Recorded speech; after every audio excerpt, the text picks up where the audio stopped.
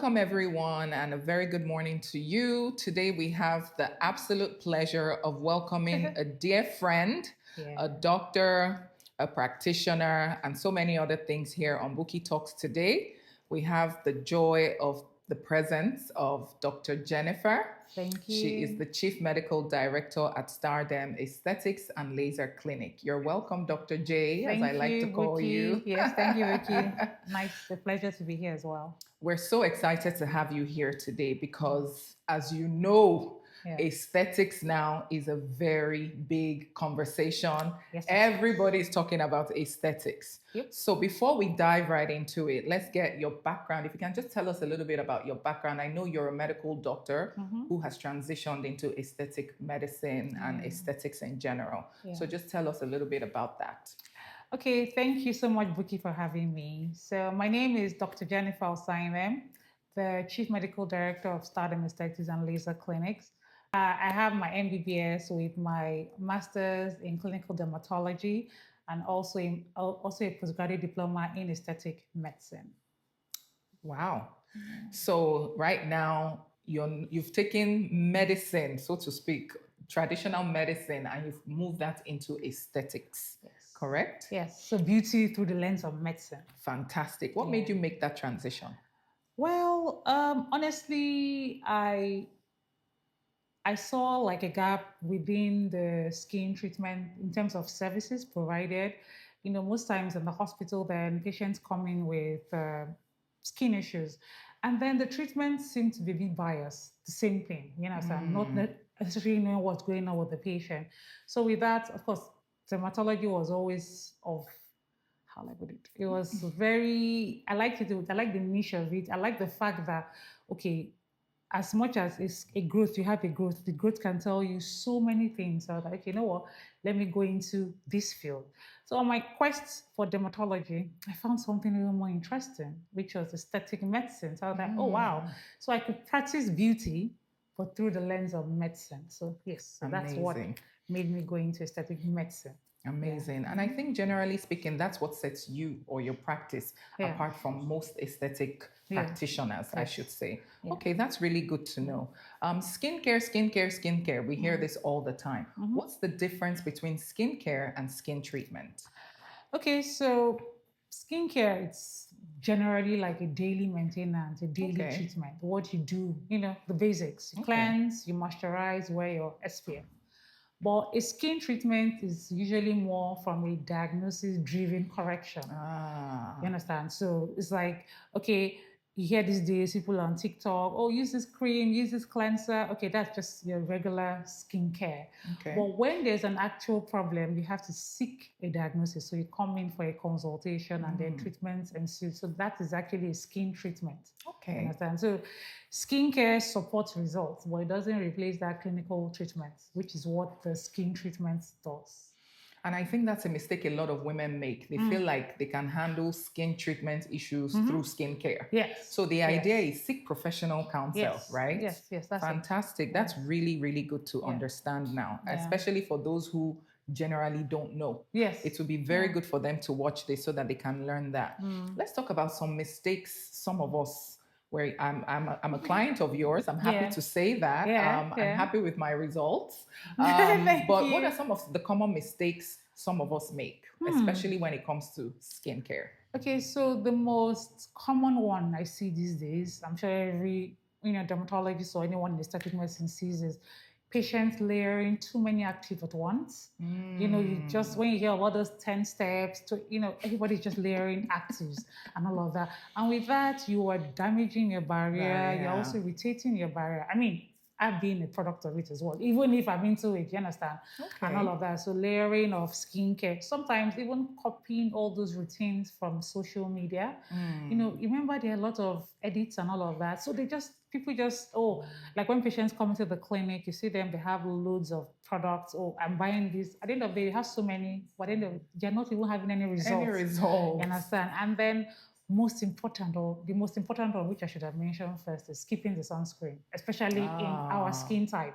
People say, oh, the sunscreen is just for people who are light skinned. Well, we Yes. need it the most, you understand? And also another thing is also self-treating, like you had mentioned earlier, without a proper diagnosis. So Yeah. these are some of the mistakes most of us or most patients make in skincare. Okay. Fantastic. Let's talk about some myths. Okay. And especially, I want to allude to men as well. Now, you have a lot of men thinking skincare is for beauty.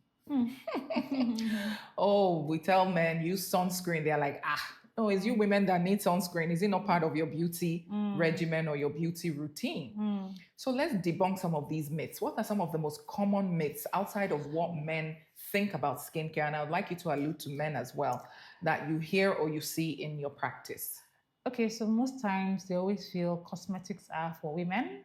And I tell them we have the skin.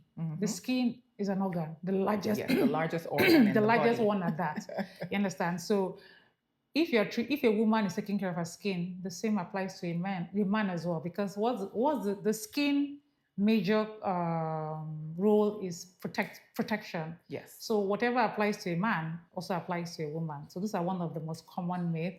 Okay. Then delving into probably like aesthetic practices, like when men say, "Oh, I don't want to get Botox because it's going to feminize my look. I'm going to look like a female," which isn't true. So men get Botox. Oh yes, men do get Botox. They do get. I mean, they are the ones who have the frown lines more than we do, Yes, that's and true. all of that. So, but usually when we inject the way we inject the male patients are different from how we inject the female patients. Oh, okay. Yeah.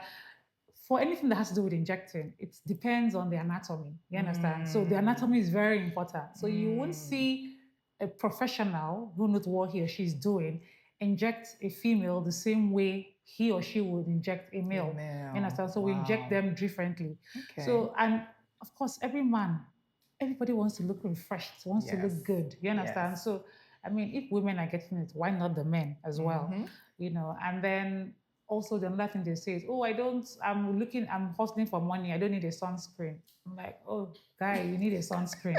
That's why most times when the men come, the first thing they say is, even if they come, they follow the women or they follow their wives to the clinic, they have this look of, "Okay, can you help me? My face is darker than my body." And I'm like, "Oh yeah, that's it." So that's why you need a sunscreen. So I like keeping men's simple as sorry, their routine as simple as possible. Yeah. Because I know they will see results. We're not like women that would like to try out one or two things. But for the men, just when they see results, they're patients forever.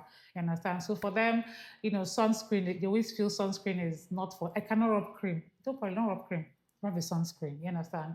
Because the same diseases that apply to women also apply to the men as well.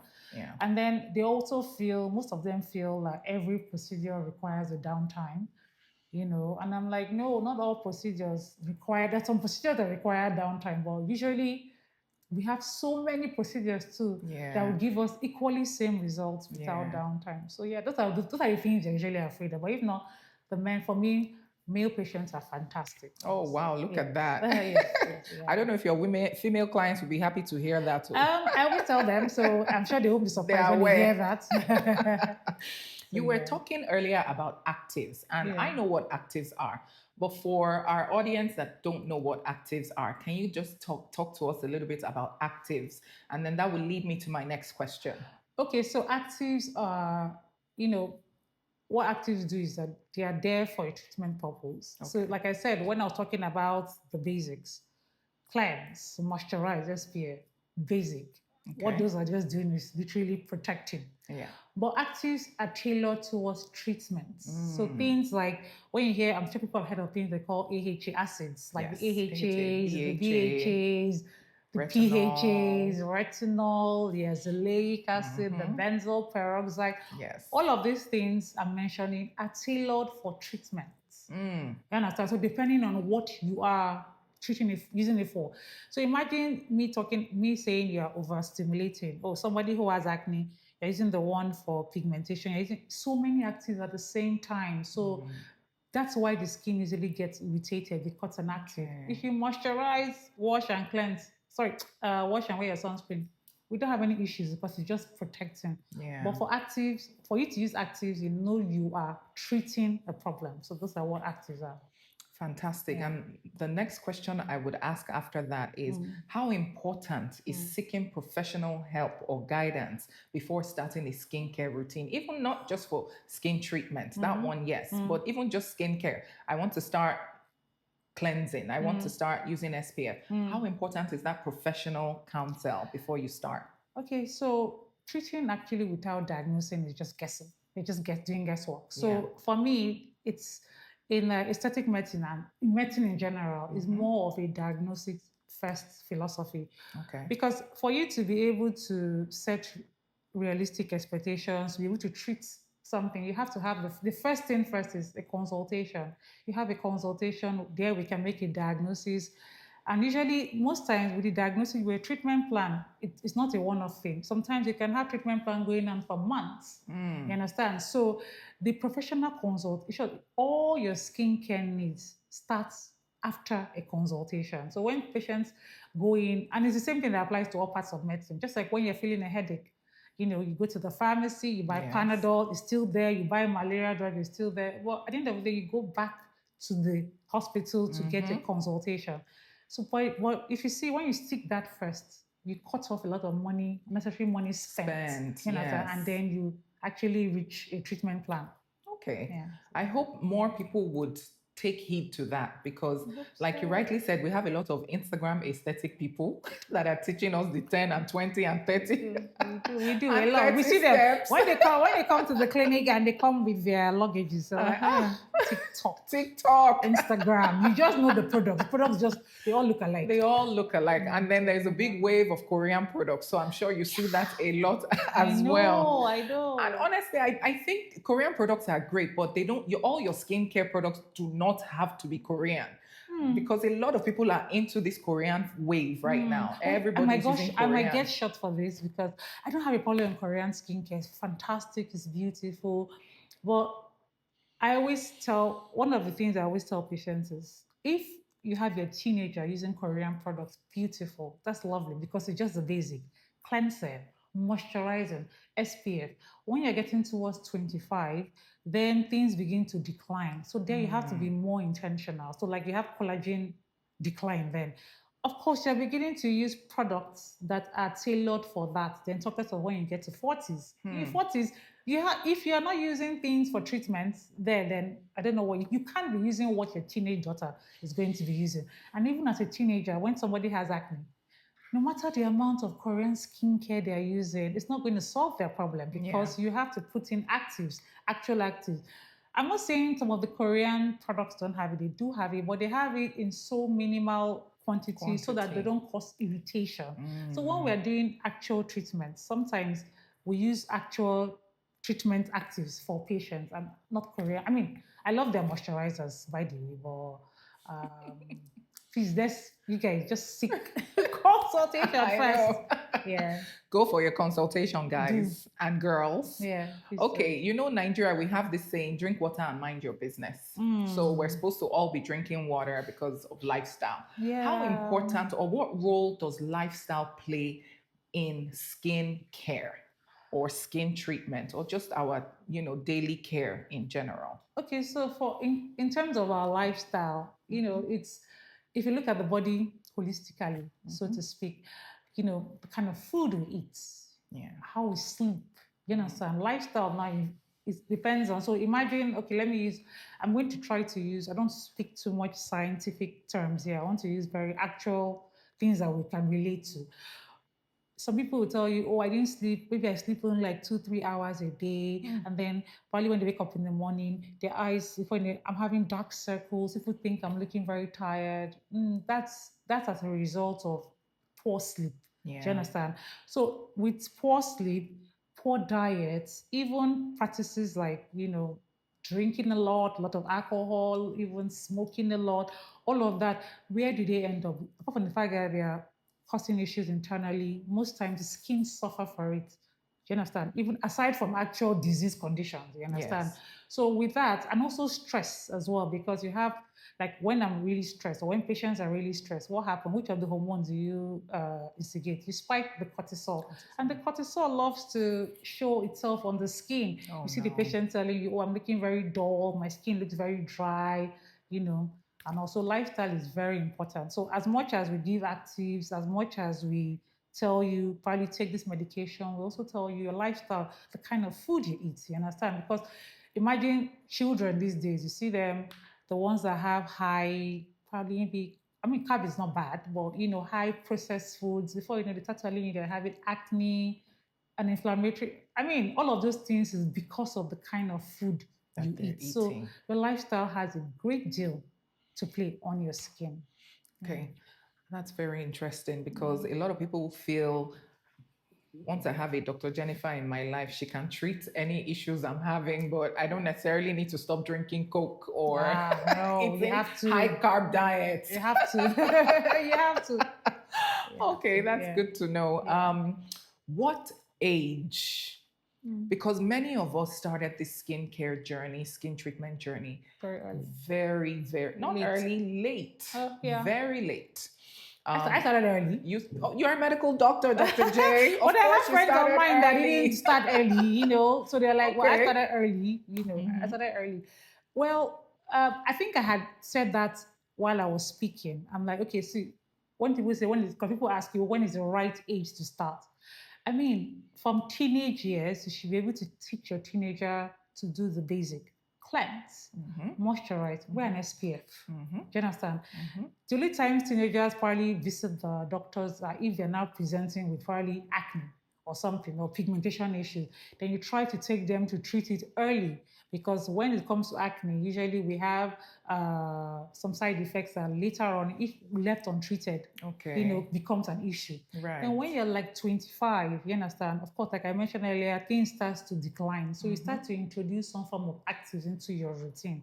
And of course, when you're 35 and above, you have to be intentional, because for every decade, first of all, our skin cycle starts to slow down, you understand? And then everything, collagen, everything just starts to drop. So you now have to be intentional about your skincare. Yeah. And I'll use an example I always use for all my patients. See your skin as your car. Do you understand? Your skin is your car. I mean, what are the things you buy for your car the most? You buy fuel. Okay, fuel is your products, that you use. But do you just have a car and just keep buying fuel? Just keep buying fuel? You have to go for oil changes. So the oil changes are those in-clinic treatments that you do. You do that. So you keep, because it's sometimes they're using your products, it just seems like it's not more working. My darling, it's time to see your derm. It's time to see your esthetician. You understand? Then whatever it is, whatever magic they do in the clinic before everything starts again. Like I said, as you get older, the skin cycle sort of slows down. So it's people that are younger than the teenage years that have it all going. Their skin is beautiful, good. That's without disease conditions anyways. Good. But at teenagers, when the hormonal factors play, you see them, some of them starts to break out. Some don't. But like I say, at that age, teach them the basic. Cleanse, moisturize, and SPF. 25, start to add some actives, when needed, you understand. But 35, 40 and above, you just need to be intentional. Absolutely. And then all of those treatments, aesthetic treatments also come in play. So you don't wait for it to lump, like people come when they're like 40, 50, and they want to do everything at once. For aesthetic, we like to make it gradual, we don't like to do it all at once. So the earlier you start, the better for you. Okay. Yeah. That's very well noted. So ladies and gentlemen, start your kids early so that they won't start late like we started. I started late 30s, and even that was a struggle. I'm sure you remember all that drama. Yes, I know, but now we're happy. But now I'm happy where I'm at. Thank you so much. Yeah. Before we round up for today, Dr. J, how does the average person identify a good aesthetic doctor or practitioner? Because as you know, Instagram and TikTok are full, and we, the audience, were misguided most times. So what are some of the key things? Maybe tell us one or two key things that we should be looking out for to identify a good professional aesthetic practitioner. Okay, so first off, to be able to identify that, I usually would prefer a doctor-led clinic. You understand? It's not every clinic is going to be doctor-led. Yes. But most times, I like you to look out for doctor-led clinics. And then also appropriately qualified practitioners. So be it an esthetician, they have different bodies that they've gone to do trainings, exams. You need to be sure of their certifications. Most times I tell people to ask for the certificates, but sometimes too, these days it's very easy to get like a 3-day training and plaster it all over your wall Oh, wow. before we can say, oh, check all of that. But now that's not what I even gone for, because anybody can get, medicine is not what you practice by looking. You have to practice by actual practice. Do you understand? So you have to be sure of your practitioner's qualifications. So that's why, like I said, I usually prefer a doctor-led, or at least qualified medical professionals. And then anywhere that, obviously, you don't go to a clinic and then they just want to do a procedure. Anybody that cannot you cannot properly consult, that can't get a medical history of you, that should be your red flag. Like, okay, you know what? This person doesn't know what he or she is doing. And then also another thing that's very important is you should also check the environment. Not aesthetics now, not in terms of, because those people who look at aesthetics. Yes. There's some, when your treatment rooms depicts how a clinic is, you understand? Because we're about sterility. Yes. You understand? So you have to be able to seal of that, be sure that everything they're using for you is sterile. And most importantly is, I tell patients, don't look at pictures you see on Instagram. Ask them for actual before and after patient. Check, be able to note if it's not edited, because sometimes a lot of editing goes into all of these pictures and all. Because I've seen some, when patients come to me and I'm like, I tell them, see, anatomically, honestly, this is unachievable. You cannot tell me you are going to do this, you are going to have this kind of look after just a non-surgical treatment. It's not possible. Even with surgery, they're still going to be swelling. Absolutely. You understand? So you need to be able to decipher that. But most importantly, ask them for their certificate. Anyone that can explain to you, that's your red flag. Super. Brilliant. Thank you so much, Dr. J. Because I know you personally, I know you're a workaholic. I know that. I also know you're what we like to call, at least our generation, an efiko. You always tell me that. I'm always calling you that. Dr. J is an efiko. So people see you and they imagine, because we have a lot of younger viewers that watch our podcast, and they imagine that, oh my goodness, all these people do is work. How do you balance your life, work-life balance? What do you do for fun? What do you do to relax? Because I know you're always working or reading, getting an additional degree, getting an additional certification. There must be a balance. So how do you achieve that balance? Okay, so for me, it took me some intentionality to get here, in terms of having to shut down when I'm not working. Yes, I love my work. I love it. It gives me joy. But at the same time, when I get home, that's it. I'm not working. So my patients some of my patients, when they're like wanting to get my number, and I'm like, honestly, I don't think it's really for you. It's really good for you to have my number, because I might not answer you, because when I'm home, that's it. Home. I'm home. I watch I love movies.